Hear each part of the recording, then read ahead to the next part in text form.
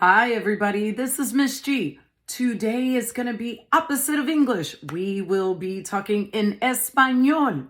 I have a couple of phrases that I think will help you, and I just want to break them down for you so you can practice.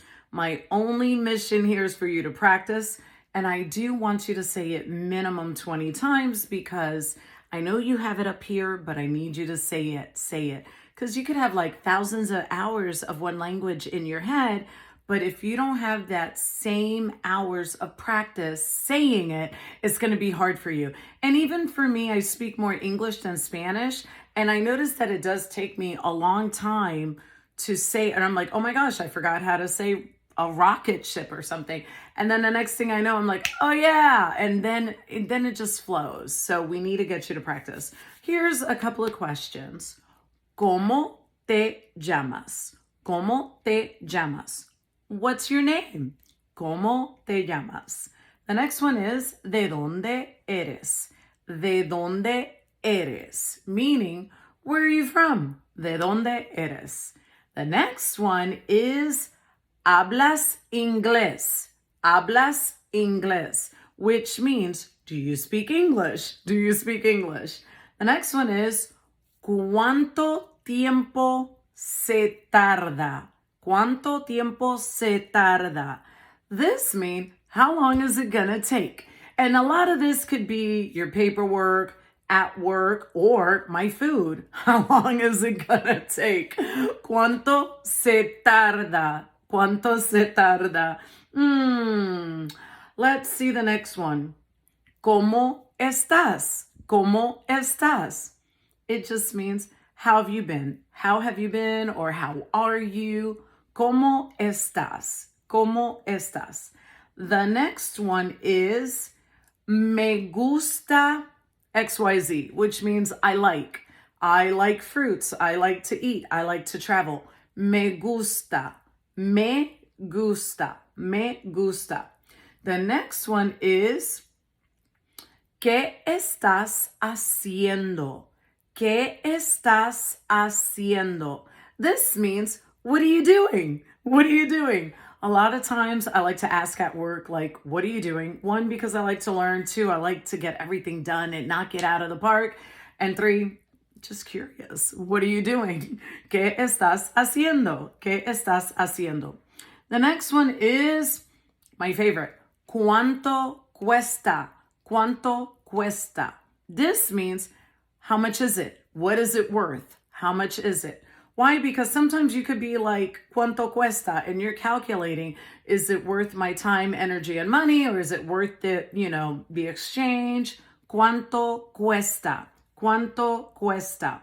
The next one is, if you're in a public environment speaking another language and you just want to pull up a chair and you're going to say, esta silla está desocupada. Desocupada.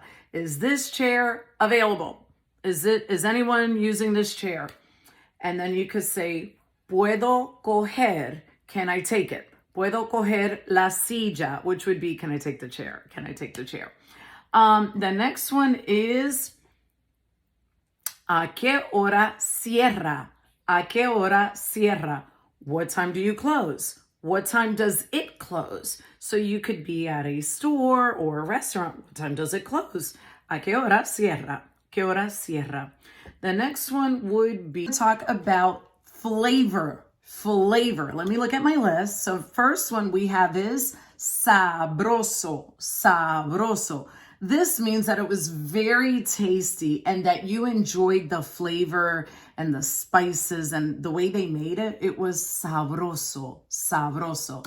The next one is lleno de sabor, lleno de sabor. This means it was full of flavor. Lleno means full of flavor.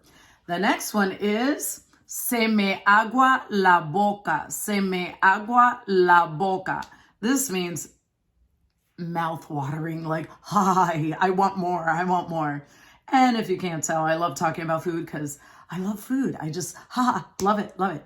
So the next one is delicioso, delicioso. This means delicious, delicious. The next one is exquisito. Exquisito. This means exquisite. It was exquisite. The next one is a common term that we say like for delicious in Spanish. Ay, muy rico. So the verb, of course, is rico. It just means more than delicious, more than delicious. So you could say muy rico or estuvo muy rico, which means it was delicious, delicious. But if you forget muy rico, just say rico, and they're like, I like it. The next one, let me scroll down. Yes. So now if something was too salty or like it was too much, you would say that it was good, but it was salty. So the word salty is salado, salado, salado. Now, in many countries, they don't have the word dessert and candy separated. So they just say dulce, dulce. So depending where you're at, if you want to say, I want candy, you would say, I would like ese dulce. And then you would point to that candy like that. Or you could just say, I'm in the mood for sweets, so I want desserts. You would say, quiero dulce, quiero dulce. And the next one is sour. Sour for us, we say agrio, agrio, agrio. It was sour. Or you could say tart, agrio, agrio. And then if you want to say bitter, it was amargo, amargo, amargo.